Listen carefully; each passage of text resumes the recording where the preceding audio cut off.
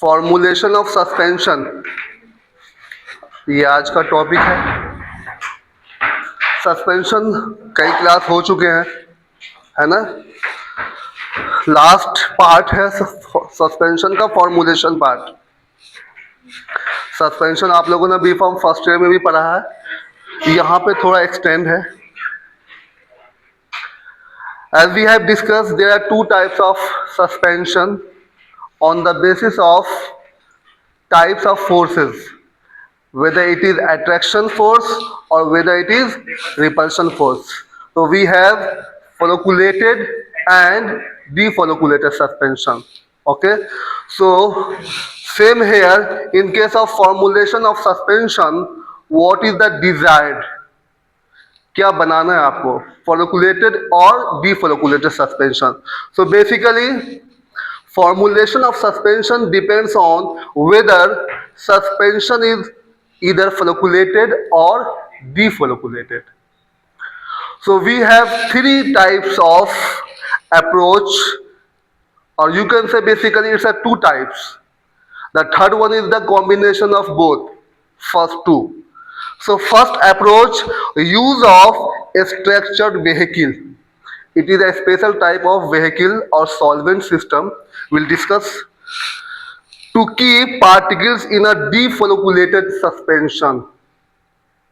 अगर आपको defolliculated suspension बनानी है तो आपको ऐड करनी पड़ेगी structured vehicle. Okay. Second approach, use of folliculating agent to keep particles in a folliculated state in order to prevent cake formation. Basically, in case of defolliculated suspension, the cake is very hard, which cannot be redispersed even after moderate or excessive shaking. So अगर आपको prevent करनी है cake formation की और you can say hard cake formation की, तो आपको use करनी पड़ेगी folliculating agent. In this case you will find out folliculated suspension. Okay, first case में आपको क्या मिलेगा, defolliculated suspension. सेकंड स्टेप में क्या मिलेगा आपको, folliculated suspension. And in third step it is the combination of both, first two, addition of a structured vehicle as well as addition of folliculating agent. Okay, so coming one by one देखते हैं क्या approach है. First, this is the flow chart of formulation of both types of suspension, whether it is folliculated or defolliculated suspension.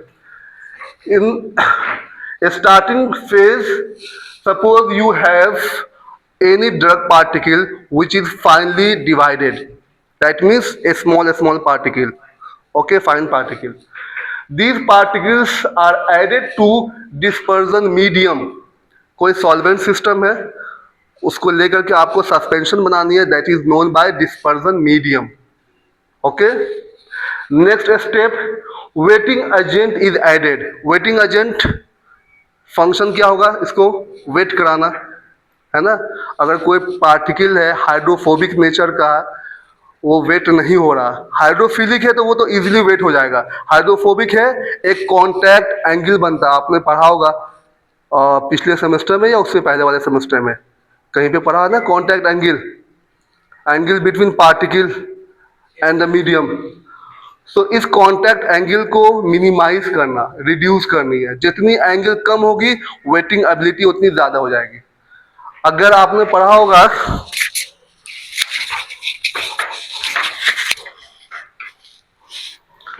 अगर contact angle 180 है, contact angle अगर 90 है और 0, ये सारे के सारे डिग्रीज में होते हैं. एंगल किस में होता है, डिग्रीज में. अगर 180 है, इनकम्प्लीट वेटिंग.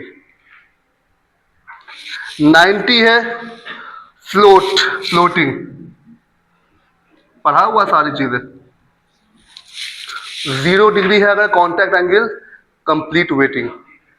तो आपको क्या करना है, कॉन्टैक्ट एंगल को रिड्यूस करना है by the use of wetting agent. और वेटिंग एजेंट की जो HLB वैल्यू होती है वो 7 to 9 होती है। Okay, so wetting agent is added in this case defolliculated suspension. You will find defolliculated suspension. Now we have three approach. First approach is addition of a structured vehicle.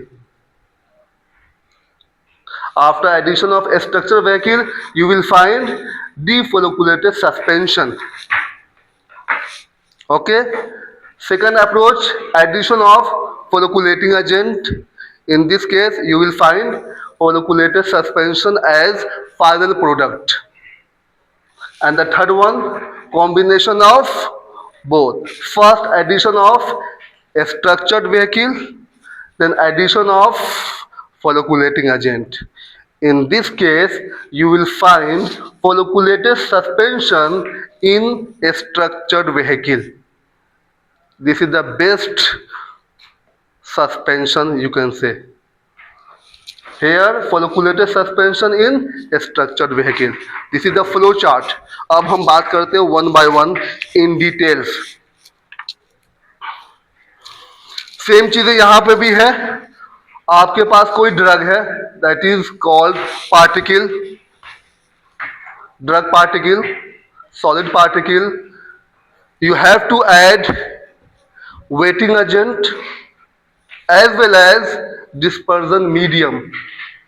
Okay, dispersion medium, कोई भी solvent system as well as wetting agent. It will form uniform dispersion of defolliculated suspension or defolliculated particles. Okay, then three approach: addition of a structured vehicle, addition of folliculating agent, then combination of these two. Okay, so first step is dispersion of solid. जो solid है, जो drug है, उसको आप एक solvent में disperse करना है, राइट? सॉल्वेंट सिस्टम में उसको क्या करना है, डिस्पर्स करना। ये जो सस्पेंशन है कौन सा सिस्टम है, डिस्पर्जन सिस्टम है ना, तो आपको डिस्पर्जन ऑफ सॉलिड करना पड़ेगा। First dispersion involve intimate contact of solid with water as vehicle, that means contact between solid and solvent. This is the critical and difficult step because most of solids are hydrophobic in nature. अगर ये hydrophilic होता easily disperse हो जाता है, but most of the case क्या होते हैं, ये हाइड्रोफोबिक नेचर के होते हैं. सपोज अगर हमने कोई स्मॉल पार्टिकल लिया, स्मॉल ड्रग लिया, okay, in that case they adsorb or sometimes they may entrap air and float on solvent system. Okay, in case of small particles there is a chance of entrapment of air. Again it will float on the solvent system. Now dispersion can be achieved by the use of water miscible co-solvent. को-सॉल्वेंसी आपने पढ़ा होगा. को-सॉल्वेंसी में हम क्या करते हैं, जो drug आपकी वाटर में डिसॉल्व नहीं होती है उस कंडीशन में एक वाटर मिसिबल सॉल्वेंट यूज करते हैं. For example acetone, ethanol, propylene glycol, glycerine, small quantity में ड्रग को हमने डिसॉल्व कर दिया वाटर मिसिबल सॉल्वेंट में. अब ये सॉल्वेंट को वापस से हम वाटर में डिसॉल्व करेंगे, बिकॉज ये जो सॉल्वेंट है वाटर में मिक्सिबल है तो ये इजीली वहां पे मिक्स्ड हो जाएगा, लेकिन जो ड्रग है वो वाटर में डिसॉल्व नहीं हो रही है. In that condition we can use cosolvency और cosolvent. Use of a small amount of organic solvent like ethanol, methanol, propylene glycol, glycerine, and then you can add water. So first method, dispersion can be achieved by the use of water miscible co-solvent. यहाँ पे हमने water miscible co-solvent क्यों use किया? क्योंकि जो drug है वो किस नेचर का है? हाइड्रोफोबिक है, वो ऑर्गेनिक सॉल्वेंट में डिजोल्व हो जाएगा और उस सिस्टम को वापस हमें कहाँ डिजोल्व करनी है? वाटर में. ओके, सो अगर एग्जाम्पल पूछे आपसे, एग्जाम्पल ऑफ को solvent, alcohol, methanol, ethanol, glycerine, polyethylene glycol. Okay, glycerine भी है. हेयर फ्लोटिंग पार्टिकल्स जो हाइड्रोफोबिक नेचर के हैं, ग्लिसरीन के साथ मिल करके एक लेयर तैयार होते हैं. जो पार्टिकल्स है उसके ऊपर एक ग्लिसरीन का लेयर आ जाएगा और ग्लिसरीन क्या है? वाटर मिसिबल है. अब जब इसको हम वाटर में मिलाएंगे तो ये वाटर में डिसॉल्व हो जाएगा. Okay, so basically it will remove air on the surface and it will form a coat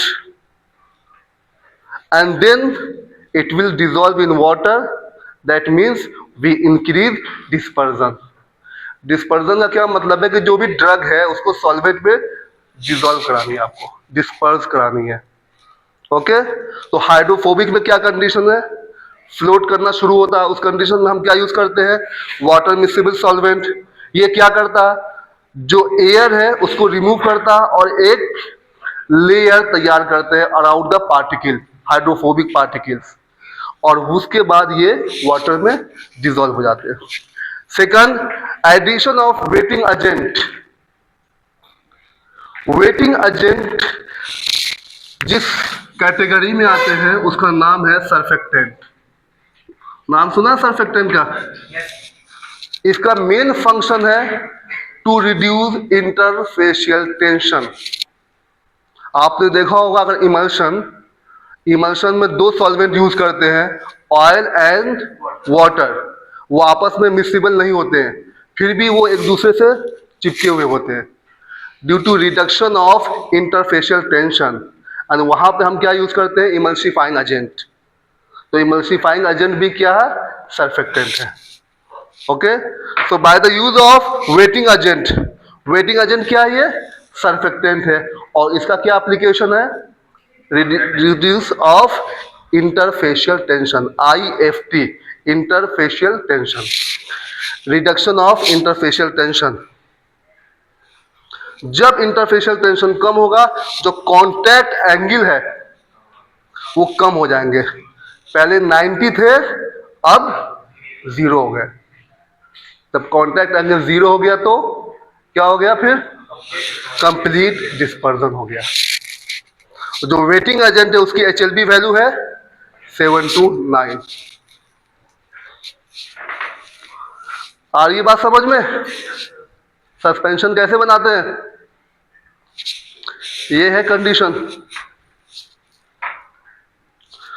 next step, formulation of deflocculated suspension.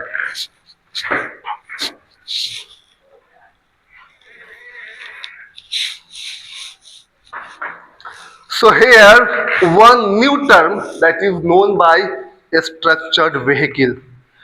ये क्या है? व्हीकल्स है. और व्हीकल्स का मतलब क्या होता है? Carrier, solvent system. Okay, basically these structured vehicle show pseudo plastic और plastic type of behavior. इस तरह का ग्राफ पढ़े होंगे ना, यहाँ आने के बाद ऐसे है ना, ये वाली यील्ड वैल्यू.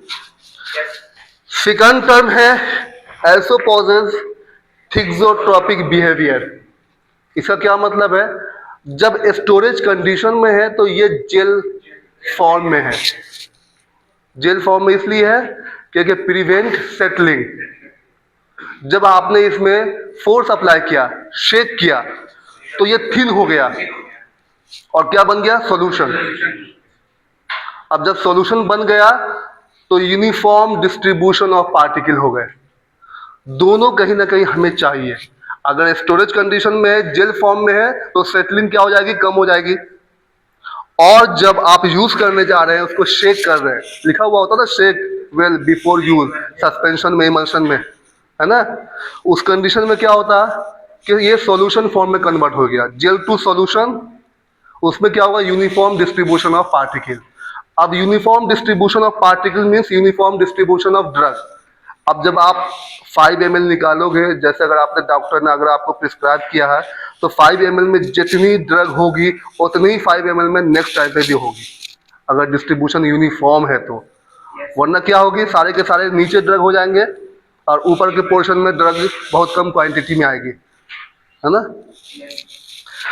सो ये स्ट्रक्चर व्हीकल के अंदर दो प्रॉपर्टी होते हैं, प्लास्टिक या pseudoplastic behaviour, also it contains thixotropic behavior, that means gel solution gel like behavior. Okay, basically these are hydrocolloids in low concentration, absorb water, swell to give high viscosity. क्या होता है ये hydrochlorides, hydrochloride means पानी की जो absorb करते हैं, पानी को जब भी एब्जॉर्ब करेंगे तो इसकी विस्कोसिटी क्या हो जाएगी, बढ़ जाएगी। जैसे विस्कोसिटी बढ़ जाएगी सेडिमेंटेशन रेट कम हो जाएगा, सेडिमेंटेशन को हमें हर हाल में कम करनी है, rate of sedimentation, right. So basically these are hydrochlorides in low concentration, it will absorb moisture, it becomes soil and viscosity increases. Also they act as protective colloid. Protective chloride पढ़ा था हम लोगों ने, गोल्ड नंबर से indicate करते हैं, question भी आए थे एग्जाम में, है ना। तो ये जो आपके स्ट्रक्चर व्हीकल है ये भी प्रोटेक्टिव क्लोराइड की तरह एक्ट करते हैं। एग्जाम्पल है methyl cellulose, hydroxy propyl methyl cellulose, or any cellulose derivative like sodium cellulose methyl, sodium carboxy methyl cellulose, sodium CMC, and Carbopol, क्लेज में है बेंटोनाइट एंड वीगम, वीगम का भी नाम है। ये के सारे किसके एग्जांपल है, स्ट्रक्चर व्हीकल। और इसकी क्या प्रॉपर्टी है, पहली प्रॉपर्टी ये प्लास्टिक बिहेवियर, दूसरी प्रॉपर्टी क्या, थिक्सोट्रोपिक। और ये क्या करते हैं, स्वेलिंग करने के बाद विस्कोसिटी को इंक्रीज करते हैं, जिससे क्या होगा, रेट ऑफ सेडिमेंटेशन डिक्रीज हो जाते हैं।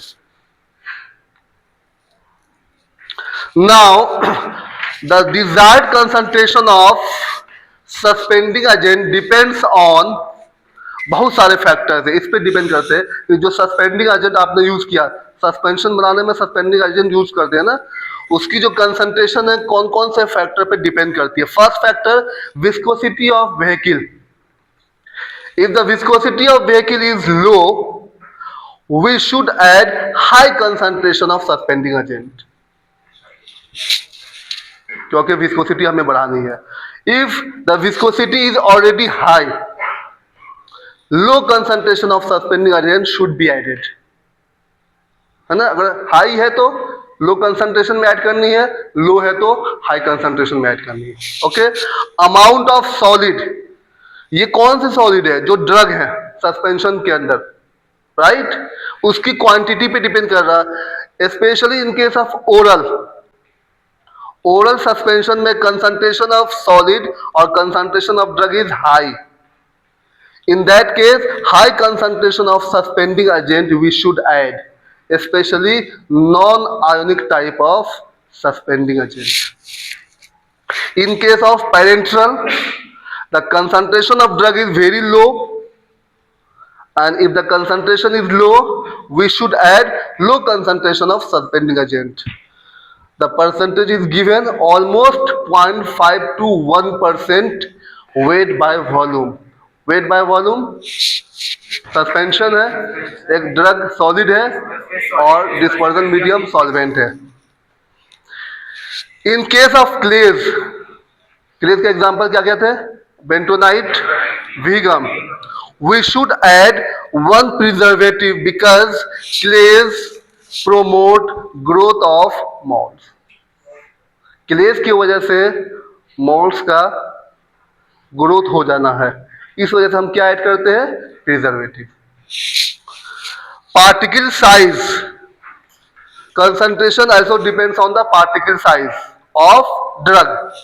If the size is small, we should add low concentration of suspending agent. If the size is large, we should add high concentration of suspending agent.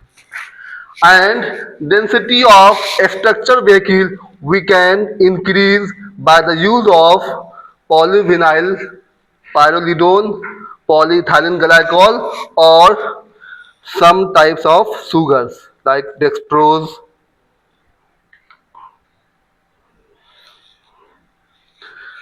Third step, formulation of flocculated suspension. Here it is mentioned, once the powders are weighted properly and dispersed in solvent system, then flocculation can be produced by addition of flocculating agent. जो भी powder आपने लिया, जो भी drug लिया, आपने उसको disperse system में डिस्पर्स कर दिया bye the use of wetting agent. Now you have to add one flocculating agent so that you will find flocculated suspension, and the example of flocculating agent is electrolyte, surfactant and polymer. अब ये तीनों को हम one by one पढ़ेंगे, ये कैसे function करता है, surfactant, electrolyte and polymer. Basically, the advantage of flocks, they do not form hard cake. हम किसकी बात कर रहे हैं, कौन सा सस्पेंशन की, फ्लोकुलेटेड सस्पेंशन. इसमें जो केक बनते हैं वो किस तरह के बनते हैं, लूज, सॉफ्ट, उसमें हार्ड केक नहीं बनते हैं, वो इजीली रीडिस्पर्स हो जाते हैं. So it is mentioned the advantage of flocks in case of flocculated suspension, they do not form hard cake and redisperse easily even after mild shaking.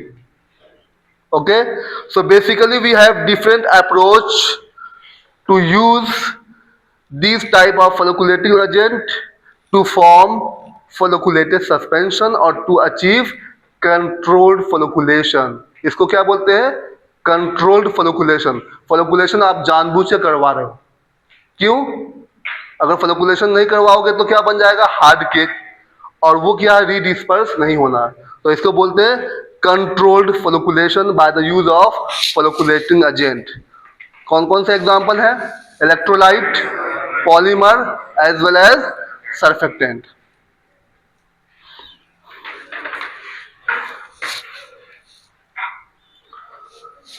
So most dispersed particle they show surface charge. Surface पे charge होगा, इधर positive और negative. The intensity of this charge can be reduced by the addition of agent with an opposite charge. जब हम लोगों ने stability की बात की थी, वहां पे भी यूज किया था एडिशन ऑफ इलेक्ट्रोलाइट, यूज किया था ना. वहां पर क्या हो जाता है, न्यूट्रलाइजेशन हो जाता है ना. सेम चीज यहां पर है, by the addition of agent with an opposite charge this intensity can be reduced. As a result zeta potential will decreasing and particle establish attractive force between adjacent particle. जब आपने इलेक्ट्रोलाइट अपोजिट नेचर का add किया, क्या हो गया, जो surface charge थे, surface charge की वजह से क्या हो रहे थे, रिपल्शन हो रहे थे. अब आपने अपोजिट नेचर का इलेक्ट्रोलाइट ऐड किया है, अपोजिट नेचर की वजह से क्या हो गया, रिपल्सिव फोर्स डिक्रीज होना स्टार्ट हो जाएंगे, अट्रैक्शन स्टार्ट होगा, जिससे क्या होगा, जीटा पोटेंशियल डिक्रीज कर जाएंगे.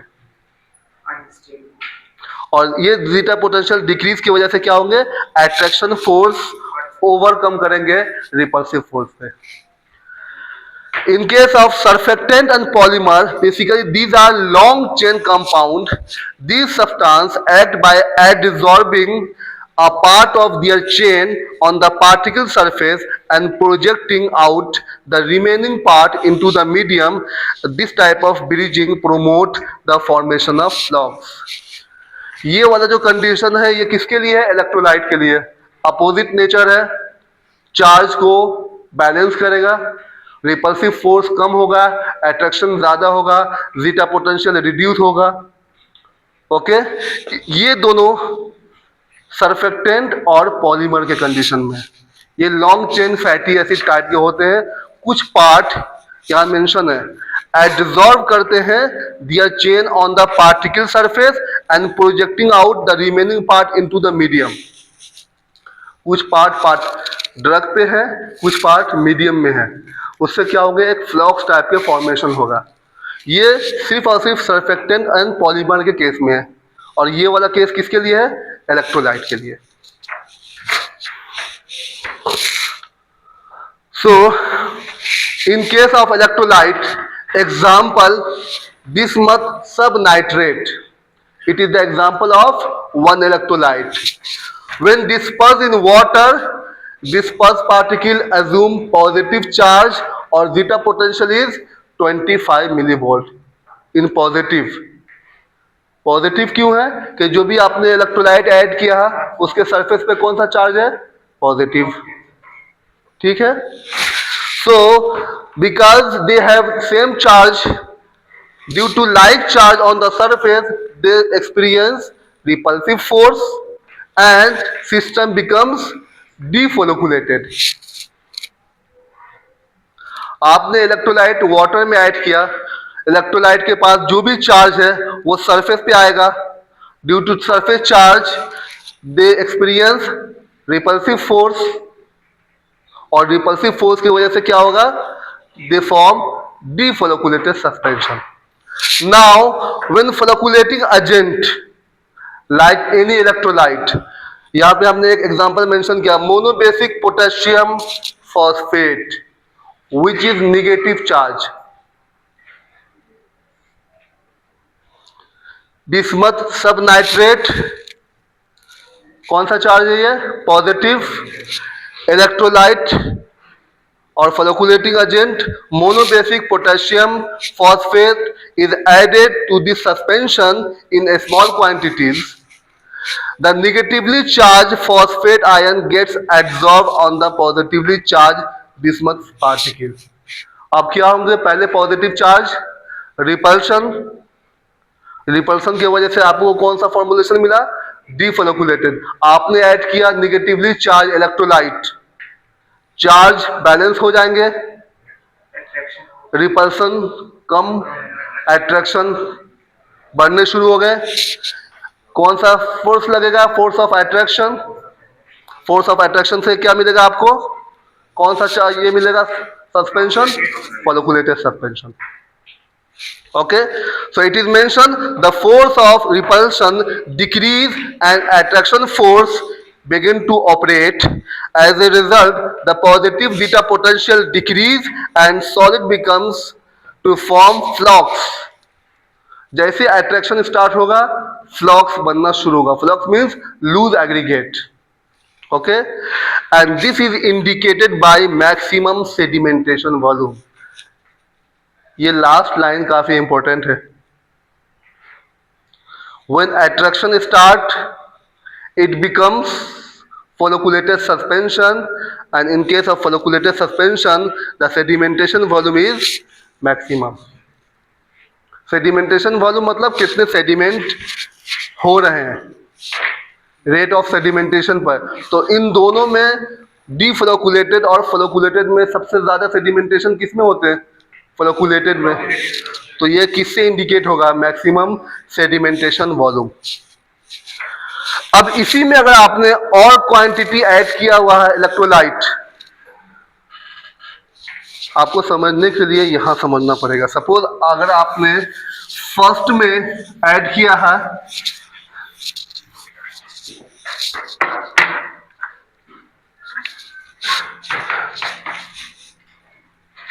बिस्मथ पॉजिटिव चार्ज, सपोज कर लो इसी क्वांटिटी 30 है,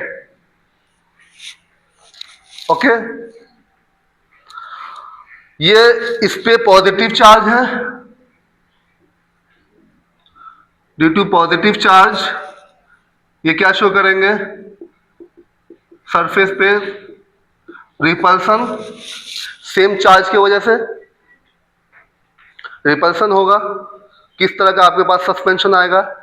डिफोलोकुलेटेड suspension. Now if you add electrolyte in a small quantity, example है मोनोबेसिक पोटेशियम फॉस्फेट। सपोज कर लो आपने, नंबर की बात करें तो 10 अगर आपने ऐड किया हुआ, टोटल नंबर कितनी है 30, अब आपने 10 ऐड किया हुआ, तो ये कितने चार्ज को बैलेंस करेगा? 10 को। 10 को बैलेंस करेगा, इसका मतलब थोड़ी सी आपकी जो रिपल्शन थी वो कम हो गई, थोड़ी सी स्मॉल क्वांटिटी में, राइट। और रिपल्सन जैसे कम होगी यानी अट्रैक्शन आना स्टार्ट हुआ, उससे क्या हुआ? जीटा पोटेंशियल कम, फॉलिकुलेशन स्टार्ट। नेक्स्ट टाइम आपने फिर से ऐड किया इलेक्ट्रोलाइट, और इस टाइम आपने 20 ऐड किया, सारे के सारे चार्ज कैंसिल, न्यूट्रल हो गए, अट्रैक्शन फिर से स्टार्ट, फिर से फ्लक्स बनना शुरू।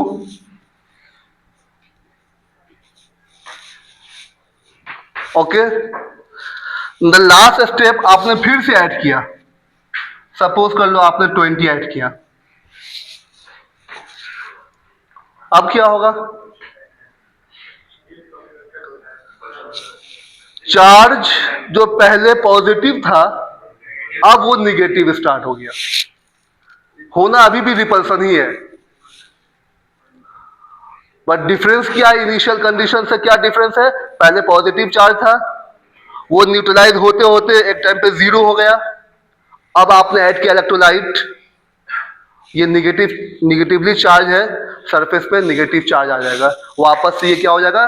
डिफोलोकुलेटेड suspension, but the value of zeta potential becomes now negative, पहले क्या था? पॉजिटिव। दोनों में ही क्या है? डिफोलोकुलेटेड सस्पेंशन है, बस कंडीशन क्या है कि फर्स्ट वाले में पॉजिटिव चार्ज और लास्ट वाले में negatively charge.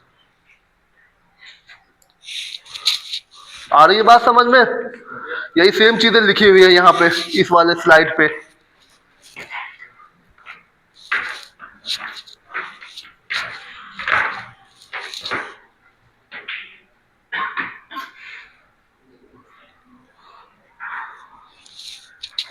The only difference from the initial state is that now the system has negative zeta potential, पहले क्या था? पॉजिटिव zeta potential, है ना। बिस्मथ सब नाइट्रेट पॉजिटिवली चार्ज है, तो पॉजिटिव जीटा पोटेंशियल। जब आपने इलेक्ट्रोलाइट अपोजिट नेचर का ऐड करना शुरू किया स्मॉल स्मॉल क्वांटिटी में, तो जो चार्ज है वो कैंसिल आउट होने शुरू हो गए।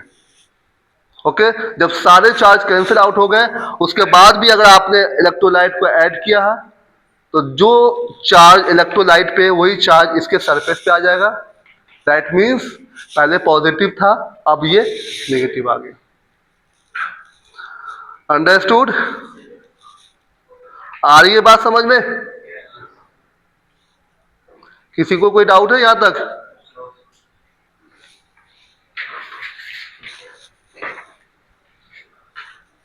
चलो आज के लिए इतना ही।